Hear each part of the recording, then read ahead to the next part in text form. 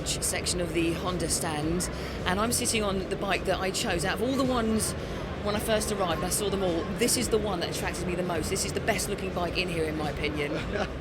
I can see why. It's a limited edition run, just 54 units, and it's based on the CB1000R, which essentially comes in many platforms. So you've got the standard bike, then you've got the all black, which we've got to our left, which I've ridden several times. I love the look of that bike.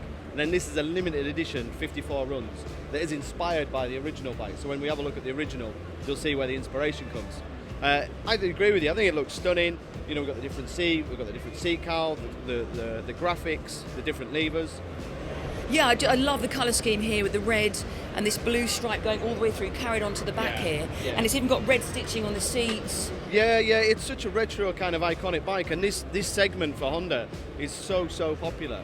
I've rode the all black version and the standard version, and it's that familiarisation because you've got an old Fireblade engine, so you've still got loads and loads of power. It's really comfortable to ride, and it does handle. Like, I've rode Cadwell Park and I've ridden on the road. It's such a versatile, all-round comfortable bike. But when it's trimmed up in this style, it's very unique and very individual. But for general customers, they can do the same similar thing. There's lots of seat cowls and little bits that you can, trinkets that you can add. But if you really want to customise a bike, we need to look at the Rebel range because there's a huge amount of accessories for that. Oh, okay. All right, well, let's go and take a look at the Rebel range.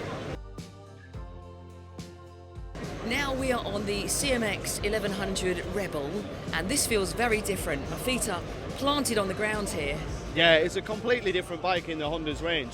This is what we call the custom section of the range, and we've got the 1100 Rebel, which has got new colours for 2022. But the big thing about this motorcycle for me is how much you can change it. So hence the name custom bikes. Exactly. You can amend these the most. Exactly.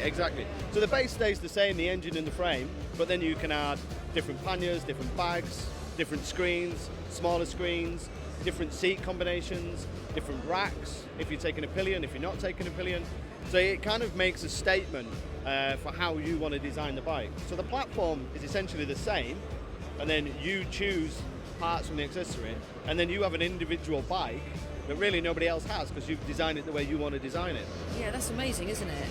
Well, from the position here, this is another thing that I just want to say. Your feet are forward, aren't they? Sort of under you.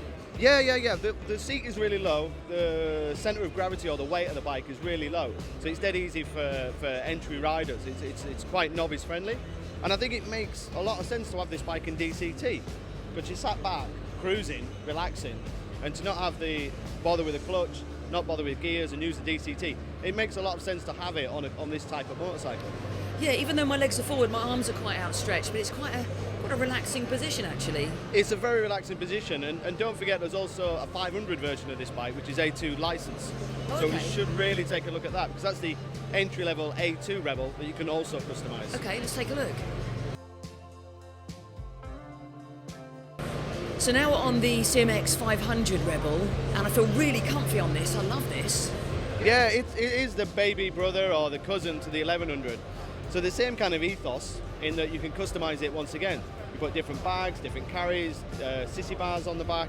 You can transform the bike to how you want. And for 2022, Honda have given us this lovely green that you liked on the 500. Yeah, this is the organic green, which I really like. The organic green, yeah, it is a nice colour. Not available in DCT because it shares the same engine and gearbox as the other 500 models, but it is A2 licensed. Yeah. So it's very learner, entry-level friendly, very low seat, very low centre of gravity, and quite low on weight.